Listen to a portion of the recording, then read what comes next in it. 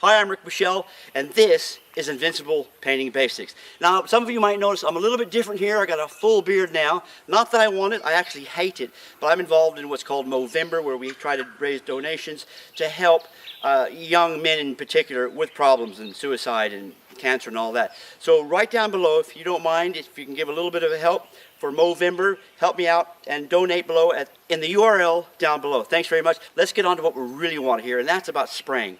So we're going to spray this shed. I've already done all the prep, and I'm going to run you through the prep right now. If you want to go ahead and wash this with a pressure washer, then by all means use a pressure washer. But my recommendation for if you've got, I don't have any on this job, but if you've got oxidation on your surface, I recommend that you still use a wet rag, because you'll still find even after pressure washer that you'll still have a little bit of oxidation on there. So as you know, I like to work systematically. I'm starting at the top, as you can see. I'm going to go across this because there's all kinds of stuff here you can't really see. It's pretty dirty.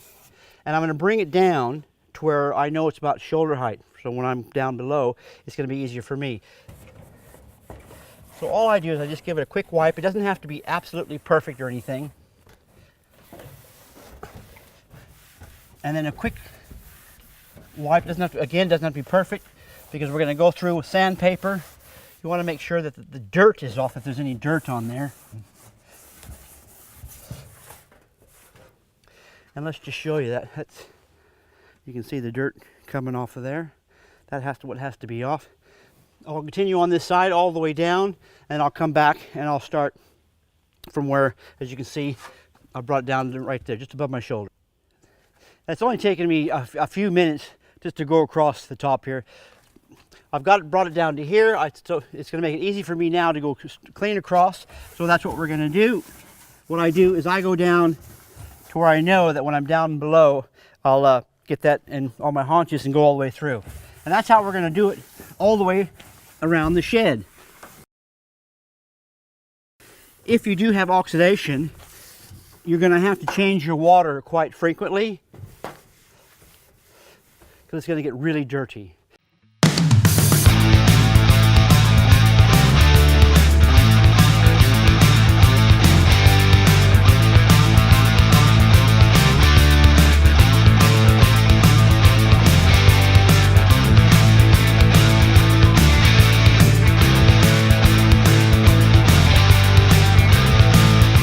I haven't got a lot of pre-painted zinc aluminum, but this is pretty old stuff. Most of the paint is already off, but I want to give this a light scrape in sand. But this is so crispy, the old paint, that I don't even think I have to scrape it. But this is how I would just scrape that.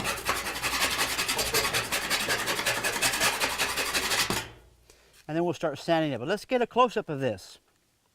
Okay, Ray. Right here. Can you see that?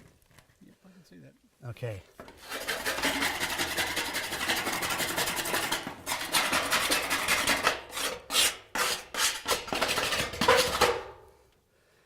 And then we'll just give it a light sand, just like before on the color bond stuff.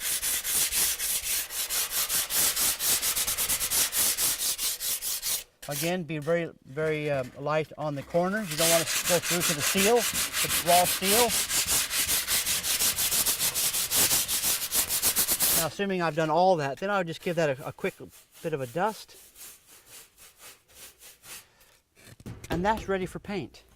Now, normally we would start at the top like I've shown you. I keep things systematic, but for ease of showing you guys what I'm going to do here, I've got different colors of color bond here. This is a very light, that's a creamy, this is a green, a very dark green, but it's all the same. So we want to get our paint to stick to this better. It would probably stick there okay because it's pretty old. It's been roughed around. It's probably already 10 years old. It might stick. You can take your chances, but this is what I recommend. So we're going to sand this. We'll get a close-up of this, and I'll show you exactly how I sand this so we get a better key for our subsequent coats of paint. So we're using 180 sandpaper, and we're just going to give it a light sand. You can see that starting to get dusty from sanding. Be very careful on the edges. If at all possible, don't go through into the bare metal. Go to the other side. And it doesn't have to be perfect, guys, as long as you get most of it. And that's enough. So we got to do the whole lot that way. Okay, so that's the prep. It's not about the prep here, it's more about the painting. And now I'm going to show you very quickly because we've got 2 windows to mask. So we're going to go mask a window. So come with me now, we'll mask a window. I've only got 2 windows to mask. And for those of you that don't know what this is a masker. Actually, the tape goes on there and goes on, feeds onto that. You pull it out. These work really good. But look, most do-it-yourselfers aren't going to have one of these, let alone go out and buy one. But what most do-it-yourselfers will have is some tape, masking tape. Don't use postal tape or the sticky tape. Okay, you should be really using masking tape. And they'll always have newspaper. But one of the easiest things you can do first, the thing to do first is just to get some tape, go along the edge of the window. You go all the way around like that. You don't want to go too far over.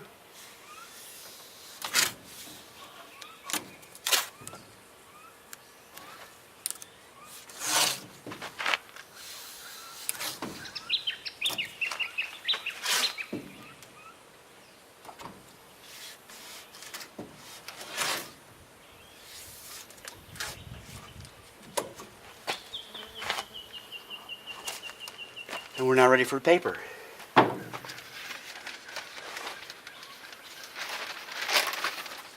Now bear in mind, guys, it's going to take you 10 or 20 times longer to do it this way, but you'll get it done. Then you just want to probably start with a couple little bits of paper, tape, I mean. Put it up where you think it's going to be able to easily be masked.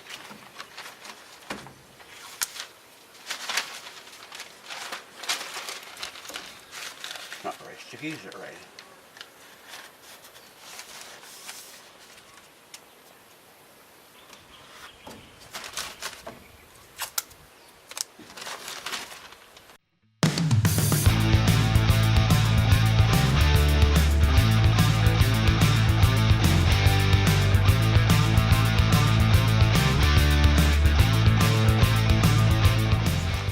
Now you can see that even though the paper's up there, you still have to go a lot further, because once you've got the spray rig going and there's quite a bit of pressure coming out of that, it'll just go underneath all these little loose bits and probably tear your paper off. So again, then go all the way around again,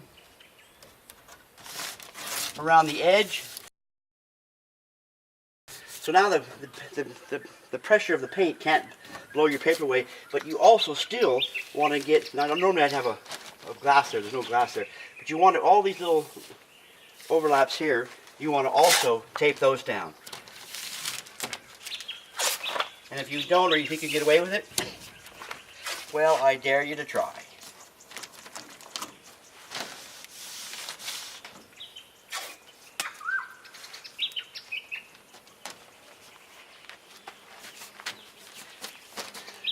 Okay, so that probably took me a good 5 minutes. It might take you a bit longer, but at least you'll get it done. And you probably only have 1 or 2 windows.